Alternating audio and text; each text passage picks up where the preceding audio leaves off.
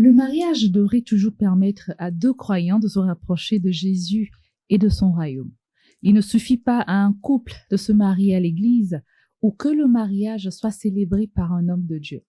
Pour s'approcher davantage du Christ, chacun individuellement doit d'abord se consacrer pleinement dans son esprit au royaume de Dieu et à la communauté qui le sert sous sa direction.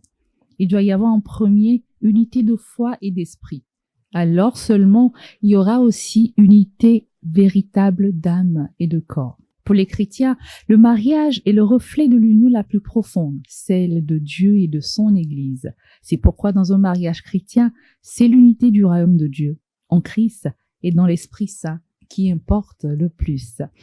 Bonjour chers amis téléspectateurs et bienvenue à Dies Domini, loué soit Jésus-Christ. Nous sommes au 27e dimanche du temps ordinaire de l'année B et l'Église Méard nous propose en ce 27e dimanche de méditer l'Évangile selon saint Marc au chapitre 10 du verset 2 au verset 16. Et pour les commentaires du jour, je reçois le Père Aurélio. Bonjour mon Père. Bonjour Sylvie. Vous allez bien? Je vais bien par la grâce de Dieu. Je vais bien aussi. Dieu soit loué. C'est toujours un plaisir de vous recevoir. Plaisir partagé. Alors mon Père, je vous invite à nous lire l'extrait de ce dimanche et juste après nous enchaînons avec les questions. Évangile de Jésus-Christ selon saint Marc. En ce temps-là, des pharisiens abordèrent Jésus et, pour le mettre à l'épreuve, ils lui demandaient: est-il permis à un mari de renvoyer sa femme? Jésus leur répondit: que vous a prescrit Moïse? Ils lui dirent: Moïse a permis de renvoyer sa femme à condition d'établir un acte de répudiation. Jésus répliqua: c'est en raison de la dureté de vos cœurs qu'il a formulé pour vous cette règle. Mais au commencement de la création, Dieu les fit hommes et femmes. À cause de cela, l'homme quittera son père et sa mère, il s'attachera à sa femme, et tous deux deviendront une seule chair. Ainsi, ils ne sont plus deux, mais une seule chair. Donc, ce que Dieu a uni, que l'homme ne le sépare pas. De retour à la maison, les disciples l'interrogeaient de nouveau sur cette question. Il leur déclara: celui qui renvoie sa femme et en épouse une autre devient adultère envers elle. Si une femme qui a renvoyé son mari en épouse un autre, elle devient adultère. Des gens présentaient à Jésus des enfants pour qu'il pose la main sur eux. Mais les disciples les écartèrent vivement. Voyant cela, Jésus se fâcha et leur dit: laissez les enfants venir à moi, ne les empêchez pas, car le royaume de Dieu est à ceux qui leur ressemblent. Amen, je vous le dis, celui qui n'accueille pas le royaume de Dieu à la manière d'un enfant n'y entrera pas. Il les embrassait et les bénissait en leur imposant les mains. Acclamons la parole de Dieu. Louange à toi, Seigneur Jésus. Merci mon Père. Je vous en prie. Alors mon Père, nous sommes en face d'un extrait de saint Marc avec en situation les pharisiens, les éternels amis du Seigneur et Jésus lui-même. Alors avant d'aller en profondeur du texte, est-ce que vous pourriez déjà nous situer ce texte dans son contexte? Oui, ce texte s'inscrit un peu dans la logique du discours de Jésus sur l'enseignement de Jésus sur ses disciples, la suite de Jésus, comment marcher à la suite de Jésus, et se situe juste un peu avant l'entrée de Jésus à Jérusalem. Voilà. Donc, tout ce qui se passe dans les chapitres avant l'entrée à Jérusalem donne un peu l'essence de la suite de Jésus, la sequela Christi. Voilà. Comment marcher à la suite de Jésus. Voilà. D'accord, merci. Alors, le texte commença. En ce temps-là, des pharisiens abordèrent Jésus et pour le mettre à l'épreuve, ils lui demandaient: est-il permis à un mari de renvoyer sa femme? Alors déjà, pourquoi pas est-il permis à une femme de renvoyer son mari? Mais bon, déjà, qu'est-ce qu'ils avaient derrière la tête, enfin en tête, quand ils posaient cette question à Jésus, les pharisiens? Je crois qu'ils pensaient que Jésus allait dire oui, répondre par oui ou par non. Oui, il est permis de renvoyer sa femme. Non, il n'est pas permis. Et donc, la première inquiétude, c'est bien souvent l'homme qui épouse une femme. C'est l'homme qui trouve, comment je vais dire, je vais pas dire satisfaction, mais il se retrouve dans une femme, comme le récit de la Genèse.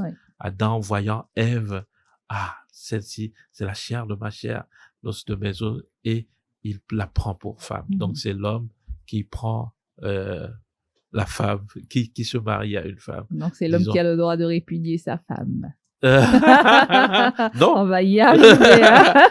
Dans la finale du test, Jésus précise que celui qui renvoie sa femme et en épouse une autre devient adultère. Et réciproquement, si une femme qui a renvoyé son mari en épouse un autre, elle le devient aussi adultère. Voilà. Il vient mettre les choses dans les il met bien les choses dans le contexte. Voilà. D'accord. Okay. Donc, revenons à la question. Pourquoi les pharisiens posaient cette question? Ils voulaient tendre un guet-apens à Jésus, un piège à Jésus, mais Jésus subtilement ne répond jamais par oui ou par non. Voilà, presque jamais, je vais le dire, par oui ou par non. Et dans leur question également, Jésus, on voit, il demande à Jésus, est-il permis? Mais Jésus leur renvoie en leur demandant, qu'y a-t-il d'écrit? Qu'est-ce qui est prescrit? Voilà. Eux, ils disent permis, mais Jésus demande, qu'est-ce qui est écrit comme loi? Ils voulaient voir si Jésus d'abord connaissait la loi. Et Jésus leur redemande, qu'est-ce qui est écrit par rapport à cette situation? Voilà. Merci, mon père. Alors, justement, Jésus dit, celui qui renvoie sa femme et en épouse une autre devient adultère envers elle. Et si une femme qui a renvoyé son mari en épouse un autre, elle devient adultère. Alors, mon père, on sait tous aujourd'hui qu'il y a des statistiques qui démontrent que le taux de divorce a grimpé de façon fulgurante dans le monde. Et ces dernières années. Et même les mariages chrétiens, pas que les mariages célébrés devant l'État. Et si on suit les paroles de Jésus, on peut dire que beaucoup de gens vivent dans des relations adultères. Mais à mon avis, c'est peut-être quelque chose qu'on doit prendre avec délicatesse. Alors, je donne un exemple. Une femme qui se fait battre par son mari et qui décide de le quitter et qui en épouse un autre, est-ce que cette femme, on va dire, c'est une femme qui a commis l'adultère, et vice-versa, un homme qui se fait peut-être maltraiter par sa femme ou qui se sent menacé de mort par cette dernière, parce que ça existe, et cet homme qui décide de la quitter ou qui la renvoie, et il en épouse une autre, est-ce que cet homme a commis un adultère? Alors, du coup, je veux dire, est-ce qu'on ne doit jamais divorcer? Si on suit bien ce que Jésus dit, est-ce qu'on ne doit jamais divorcer, même si notre vie est en jeu? Souvent, quand je prends l'exemple de ces couples, souvent, c'est des couples qui ont tout essayé, qui ont demandé peut-être aux parrains, marraines, des gens qui ont essayé de les réconcilier. Voilà, ils sont passés par des étapes, mais au finish, on se rend compte que ce n'est pas possible. Et les gens, ils divorcent et ils se remarient, même pour des mariages chrétiens. Alors, dans ce cadre-là, je veux pas qu'on prenne juste ce cadre, mais c'est un exemple. Est-ce que c'est des gens qui ont commis l'adultère? D'accord. Est-ce qu'on pourrait partir sur une prémisse, sur un principe de base? Allez-y. On va prendre le cas du mariage chrétien. Le mariage chrétien, qui de toute façon, un mariage indissoluble. Voilà. Donc, lorsque deux époux viennent à contracter le mariage chrétien, ce mariage est indissoluble, sauf s'il y a dol, s'il y a certaines conditions, voilà, le dol et autres conditions qui montrent que véritablement, il y avait eu des cachotteries avant le mariage, donc on peut rendre nul ce mariage. On peut déclarer la nullité de ce mariage. Mais le droit canonique insiste sur un point. Lorsque la vie du conjoint est en jeu, Mhm. alors on peut procéder à une séparation de corps. Mhm. Voilà. Mais pas à l'unité du mariage. Voilà. Le mariage est indissoluble. Ouais, c'est indissoluble. C'est comme le mariage, vous l'avez bien dit dans votre prémisse, c'est l'amour de Dieu pour l'humanité. Ouais. Cet amour est éternel. Mhm. Jamais cet amour ne peut prendre fin. C'est l'image également, quand on prend la lettre aux Éphésiens, Saint Paul parle de l'image que le Christ a pour son Église. Mhm. Voilà. D'éternité en éternité. Mhm. Et si nous comprenons cela ainsi, alors le mariage est indissoluble. Indissoluble. Donc, quand une femme ou un homme quitte le domicile conjugal et va se remarier, là, c'est un cas d'adultère. Mhm. Voilà. Mhm. Pour le mariage chrétien. Pour le mariage chrétien, Voilà, bien sûr. c'est un cas d'adultère. Mhm. Puisque le premier mariage ne peut pas être rompu, ne peut pas être déclaré nul, alors, lorsqu'il se remet dans une autre relation, c'est forcément une relation adultérine. Mhm. Voilà. Ouais. Ouais. Mais quand vous parlez de séparation de corps, quand Oui. la vie d'un des conjoints est en jeu, Oui. séparation de corps jusqu'à quel moment? Parce que si les deux personnes n'arrivent plus à vivre ensemble et qu'on fait une séparation de corps et que le mariage, on peut pas le dissoudre. On fait comment? Les deux personnes sont condamnées à vivre comme ça jusqu'à la fin. Ils seront malheureux, ils seront plus heureux, ils pourront plus faire d'expérience de l'amour. Je sais pas. C'est vrai que c'est le mariage, comme le dit le mariage chrétien, c'est ça, hein, jusqu'à ce que la mort nous sépare. Mais mon père, il y a des situations. Oui. Ouais. Il y a des situations, Ouais. des mariages Ouais. où vous vous dites que ce n'est pas la peine que les deux personnes restent ensemble. Ouais. Mais dans ce cas, qu'est-ce qu'on fait? Ouais. Dans ce cas, ils sont condamnés à vivre séparément ainsi. Et ne plus se remarier. Oui, ne plus se remarier. Puisque le mariage est indissoluble. Ouais. Et aujourd'hui, nous allons très vite au mariage. Mhm. Parlons des divorces pour les statistiques. Mhm. Aujourd'hui, je lisais un article qui disait que 3/4 des divorces, les 3/4 des divorces, pour les 3/4, les époux ont cohabité ensemble. Mhm. Ils ont eu tout ça, des rapports, ils ont cohabité ensemble, tout ça. Pour les 3/4 des divorces, ça interroge. Ça interroge. Deuxième chose, un jour, lors de mes méditations, prenant le texte de la première lecture d'aujourd'hui, Mhm. et le Seigneur me dit, j'ai eu cette lumière-là, où c'est Dieu qui a vu que Adam n'était pas véritablement satisfait. Heureux seul. Il n'était pas heureux.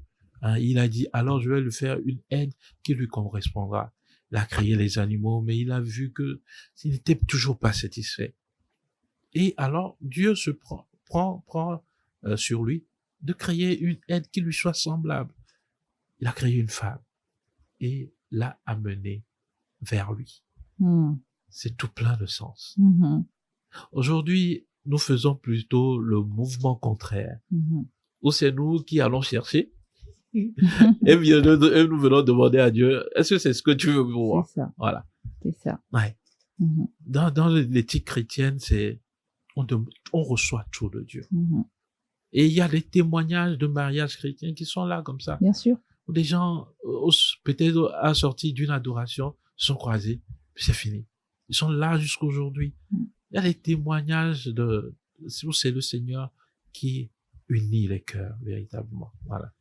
Je Donc, connais un couple qui bientôt va célébrer 50 ans de mariage. ouais. Mais quand vous les voyez, c'est des personnes âgées, mais quand Oui. vous les voyez, on dirait des gens qui viennent de tomber amoureux. Exactement. C'est tellement beau à voir. Exactement. Mais à côté, Exactement. vous voyez des jeunes couples, des gens qui s'entre-déchirent, c'est difficile et qui donnent une image assez pénible du mariage et qui aujourd'hui, ça fait tellement peur. Il y a des jeunes qui ne veulent plus s'engager dans ce sacrement-là. Alors mon père, peut-être qu'on va au-delà du test, mais Pour vous aujourd'hui, c'est quoi le conseil peut-être qu'on peut donner à ces personnes qui ne sont pas encore entrées dans le mariage pour faire un bon choix, pour que une fois rentrées dans le mariage, qu'il n'y ait pas de ces problèmes qui font que il y ait des séparations de corps ou bien qu'on ne puisse plus vouloir rester avec son conjoint. Et aussi pour ces conjoints, pour ces personnes qui sont déjà dans le mariage, mais qui vivent des difficultés atroces, si je peux le dire, et qui pensent peut-être divorcer parce que c'est devenu pénible à un point. Qu'est-ce que vous pourrez leur dire si on se base sur ce que Jésus a dit dans le texte? Je vais prendre d'abord le cas des jeunes qui veulent s'engager au mariage. Le mariage, comme toute vocation, est un appel. Soit on l'a, soit on ne l'a pas. Voilà. Et deuxième conseil, c'est de voir dans la personne que j'aime une personne avec qui je vais m'unir comme le Christ s'est uni à son Église et que jamais cette personne je vais la laisser. Également la voir comme je vais former une seule chair, une unité de chair avec elle. Et cette unité de chair, je suis appelé également à la faire parvenir devant le Seigneur.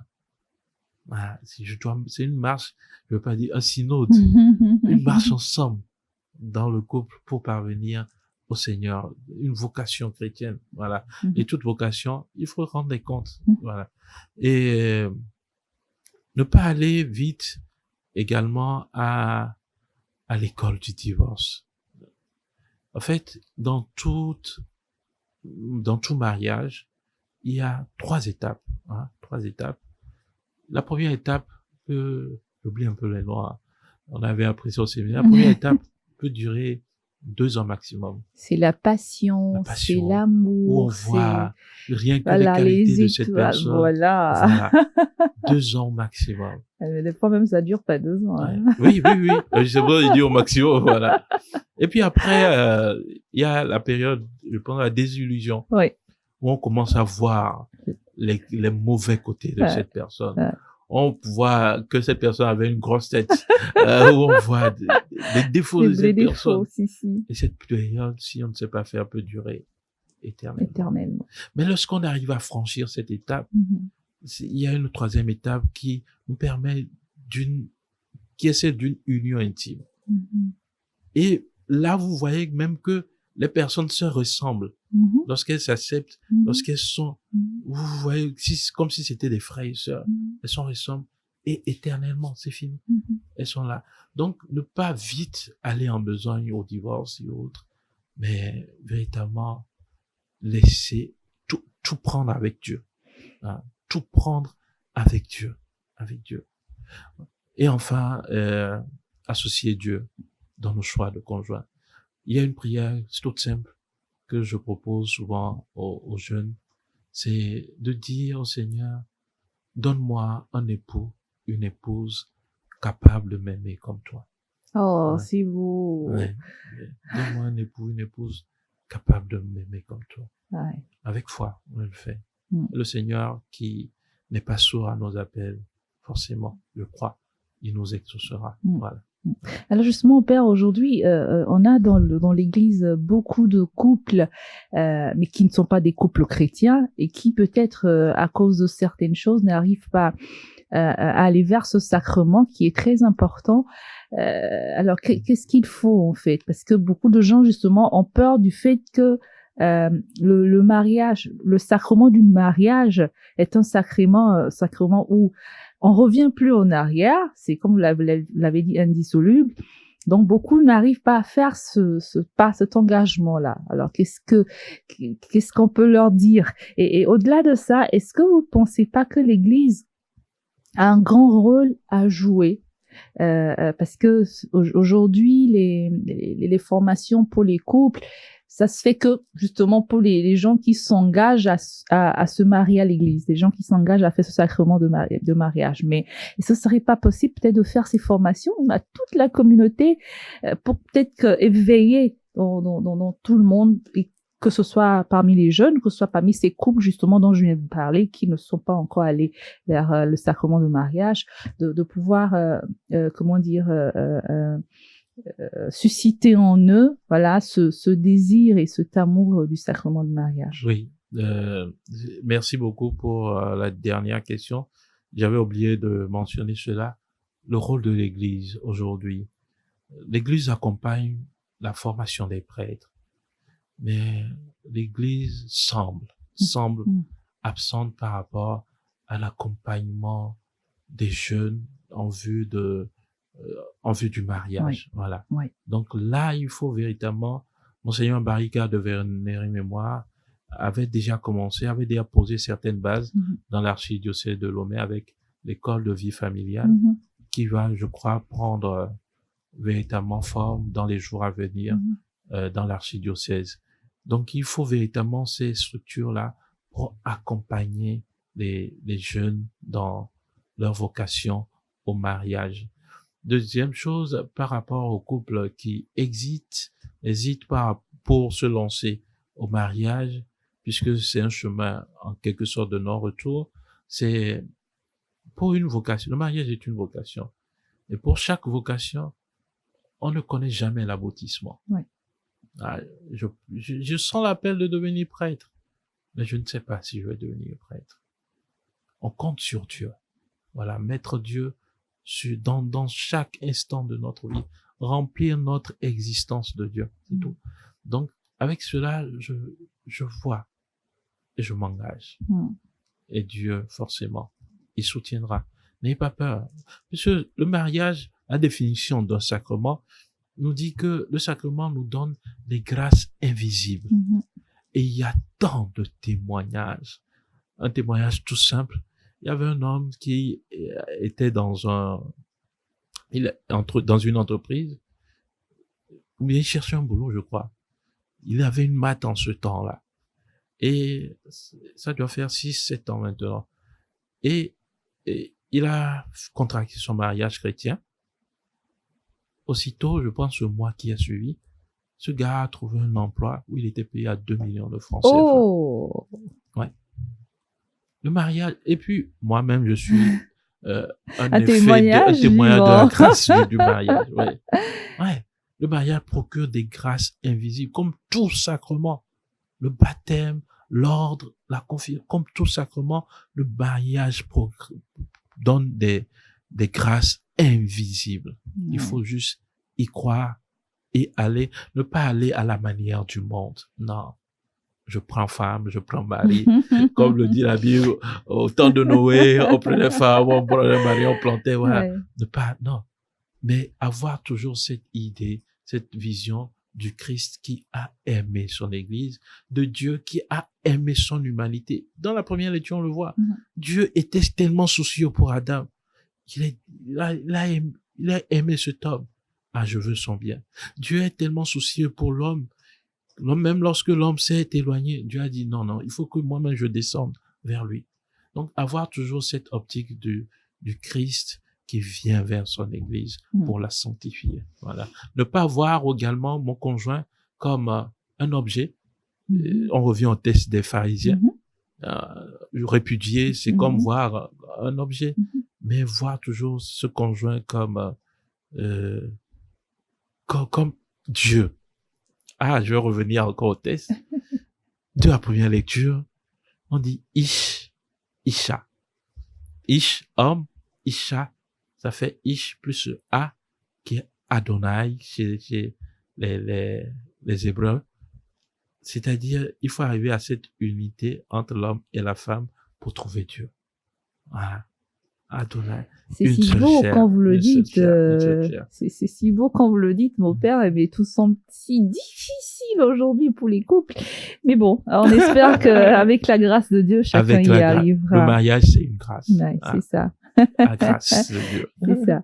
Alors, Jésus dira, l'homme quittera son père et sa mère, il s'attachera à sa femme, et tous deux deviendront une seule chair.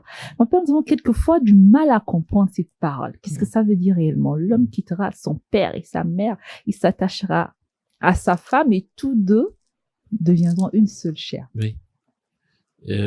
la prémisse, vous l'avez déjà soulevée, où c'est l'homme qui part, c'est l'homme qui fait le pas, et il quitte c'est son confort familial, en fait, pour s'engager vers celle qu'il aime, pour faire une seule chair, je viens de le dire, Isha, pour faire cette unité en vue de ressembler à Dieu et à son Église. Voilà.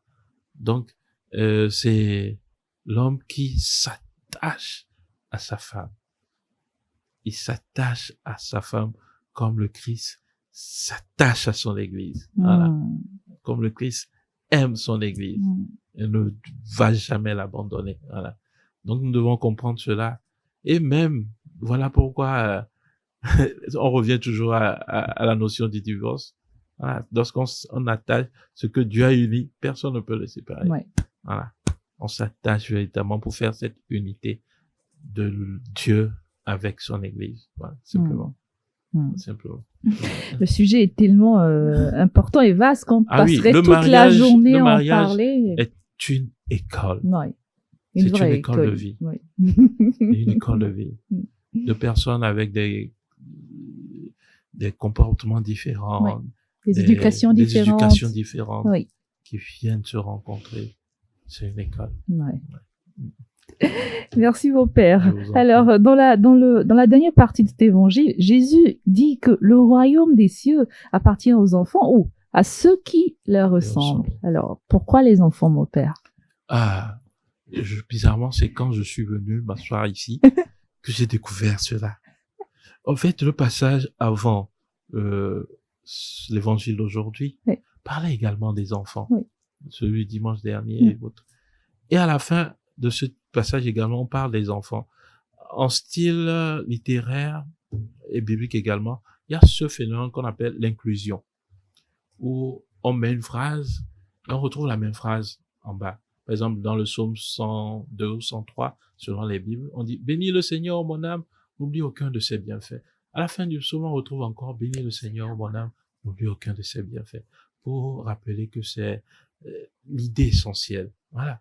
Et je crois également que ce texte est placé pour rejoindre tout l'enseignement de Jésus au début et à la fin par rapport aux enfants. Même dans le mariage, on dit le mariage est orienté pour le bien des conjoints et également pour la procréation. Voilà. Et donc, ça répond d'abord aux questions qui pullulent aujourd'hui dans le monde par rapport au gender et autres, voilà, au commencement. Ce commencement, ce n'est pas le départ, mais c'est le prototype, l'archet, de qui nous sommes sortis et vers lequel nous devons tendre. Voilà. Donc, toujours dans le mariage. Donc, Jésus fait cette allusion aux enfants en disant que le royaume des cieux leur appartient, car il nous faut véritablement entrer dans cette spiritualité d'enfant. Il dit que celui qui les accueille m'accueille, voilà. C'est-à-dire, souvent une maman, pour son enfant, quand elle veut s'amuser avec son enfant maintenant, elle fait tout comme si elle était elle-même un enfant. Elle se met au niveau de l'enfant. Elle se met au niveau de l'enfant. Bébé, voilà. Elle se met au niveau de l'enfant. Ouais. Voilà. Donc, le Seigneur aimerait nous amener à cette innocence d'âme, à cet émerveillement également pour les enfants, à cette spiritualité véritablement d'enfance qui nous fait ressembler au Fils du Royaume. Ouais. Merci mon père. Alors, dernière question, qu'est-ce qu'on peut retenir essentiellement de l'évangile de ce dimanche? Plein d'enseignements. Pas une seule chose. Plein d'enseignements. Mais ce qu'on peut retenir, c'est que nos relations humaines, aussi bien dans le mariage qu'en dehors du mariage, doivent nous amener à Dieu, à l'amour de Dieu et de son Église. Voilà. Que ce soit dans le mariage. Saint Paul parle dans la lettre aux Éphésiens, chapitre 5, soyez soumis les uns aux autres. Et bien souvent, quand les gens disent ça, ils pensent que c'est la femme seulement qui doit être soumise. Mais le rapport est là. Soyez soumis les uns aux autres. Avant de décliner femmes, soyez soumis à vos maris. Et hommes, aimez vos femmes comme le Christ. Voilà. Aimez l'Église. Donc, toutes nos relations doivent nous amener à Dieu. Et deuxième enseignement que nous pouvons tirer de cet évangile, ayons un esprit d'enfant. Et cet esprit d'enfant nous permettra véritablement de réussir également nos mariages. Voilà. Merci mon père, merci beaucoup. J'espère réellement que ces commentaires, ces explications vraiment ont aidé nos chers téléspectateurs vraiment, et que le Seigneur, avec son Esprit Saint, nous ouvre la compréhension de ces textes. Parce que vraiment, aujourd'hui, le mariage représente quelque chose de fondamental pour notre société, parce qu'on voit tout ce qui se passe dans le monde, où on veut nous faire croire que, bon voilà, ce n'est plus l'homme et la femme, c'est l'homme et l'homme, la femme et la femme. Donc, il faut réellement peut-être qu'on revienne aux fondamentaux, et surtout qu'on puisse faire les choses comme le Seigneur nous le demande. Exactement. Parce que si on se met hommes et femmes et qu'on devienne une seule chair et qu'on ne se sépare pas, je crois que de là, ça va peut-être déjà commencer par guérir beaucoup de choses dans le monde. Voilà. Exactement. Mais si nous-mêmes chrétiens, on s'en va au divorce tout le temps, et ben voilà, les autres auront raison de ne pas se marier et d'aller faire autre chose, quoi. Donc, je crois qu'il faut que l'Église joue un véritable rôle dans cette histoire-là. Oui, l'Église est également notre psychologie, notre entendement. Ouais. Je m'engage au mariage sans penser au divorce. Ouais. Dans la Bible, Jésus leur a dit, qu'y a-t-il d'écrit? Où est-ce que c'est écrit? Et ils ont répondu que Moïse a permis, mais ce n'est pas écrit. Je m'engage sans penser au divorce. Je veux devenir prêtre. Je m'engage à la suite du Christ. Voilà. No turning back. Malgré les défis. Malgré les défis. Je compte sur la grâce de Dieu qui me soutiendra. Voilà. J'espère qu'en cet instant, tous les couples en difficulté et tous ceux qui peut-être pensent au divorce pourront mieux réfléchir et se tourner vers Dieu, demander sa grâce et vraiment pour qu'il puisse mettre la paix et qu'il puisse surtout réconcilier les cœurs. Ah oui. Voilà. Rien n'est impossible à Dieu.